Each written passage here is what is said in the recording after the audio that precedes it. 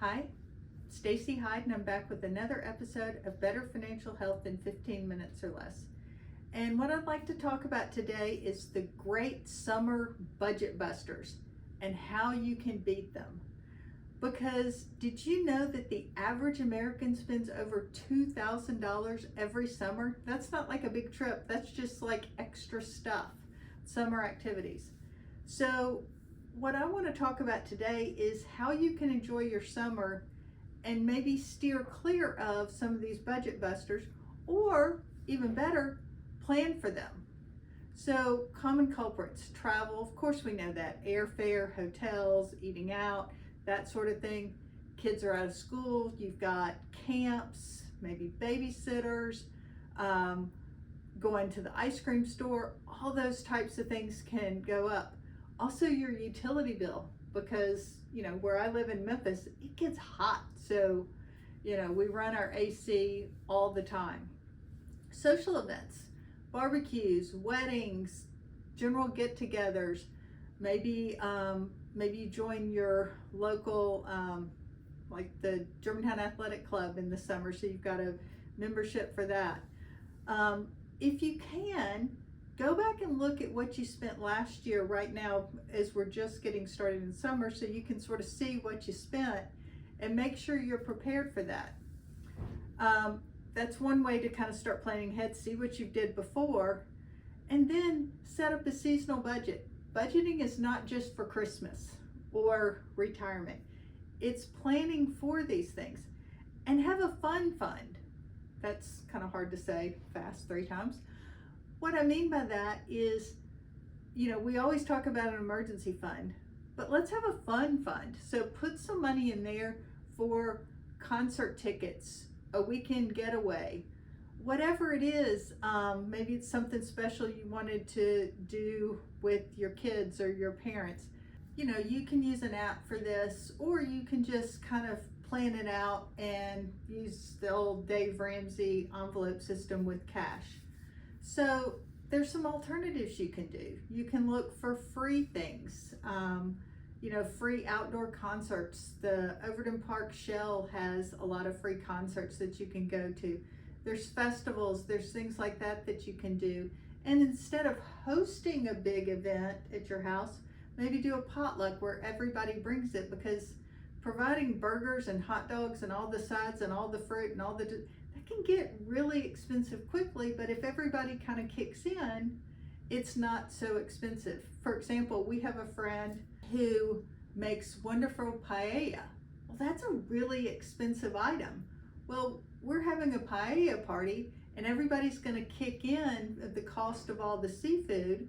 She's going to contribute her labor, and then everybody else is bringing some desserts, some sides, their cocktail of choice, and it'll just be a fun event that is not very expensive for anybody, but everybody's getting some fabulous food.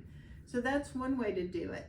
The other thing is you can house swap. If you've got a friend who lives in another area and you want to visit there, maybe y'all can swap your houses or do something along those lines. Or you can keep an eye out for little weekend getaways. So instead of flying and doing a big event, you just maybe stay closer to home, or even have a staycation where you become a tourist in your own town or your own area. That can be a lot of fun. And I want to kind of talk about the difference between spending money and getting value. There's all kinds of ways that you can maximize your value. And it really depends on what you enjoy. You don't need to necessarily have the big beach vacation, because going to the beach right now is pretty expensive.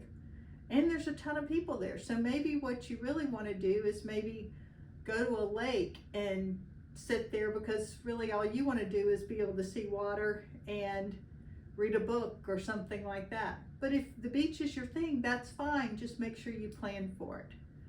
So here's hoping that your summer is super fun and also financially healthy.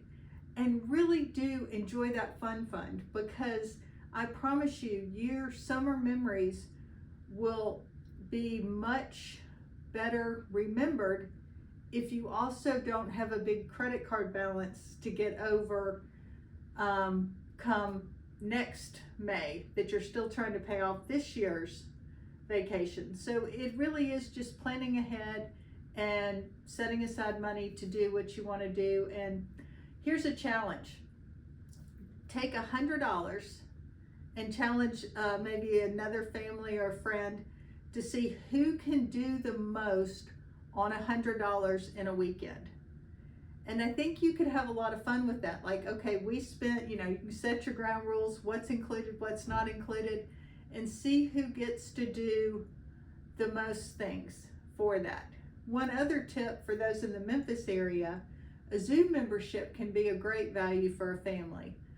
Because going to the zoo one time and paying for everybody to go can be pretty expensive. You basically pay for your zoo membership in 2 visits. And I can remember when my kids were little, we went all the time, and we'd go for like an hour or two. Didn't have to go for a long time because we had a membership, and we'd get the kids out of there before they had a meltdown. So that was fun to go in the early morning. It was also fun to go kind of late in the day if we hadn't done much during the day.